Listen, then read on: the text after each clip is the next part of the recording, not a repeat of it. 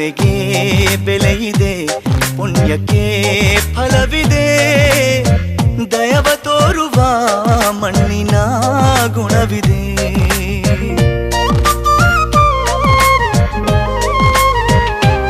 ಸಾವಿನ ಸುಳಿಯಲಿ ಸಿಲುಕಿದ ಜೀವಕ್ಕೆ ಜೀವ ನೀಡುವ ಹೃದಯವೇ ದೈವವು ಹರಿಸಿದ ಕೈಗಳು ನಮ್ಮನ್ನು ಬೆಳೆಸುತ್ತಾ ವಿಧಿಯ ಬರಹವಾಗಿ ಮೌನದಲ್ಲೇ ನಮ್ಮನ್ನು ಕಾಯುತ್ತಾ ಪ್ರತಿಫಲ ಬಯಸದೆ ತೋರಿದ ಕರುಣೆಯು ಮೊದಲು ಮನುಜನೆಂಬ ಸಾರ್ಥಕತೆಯ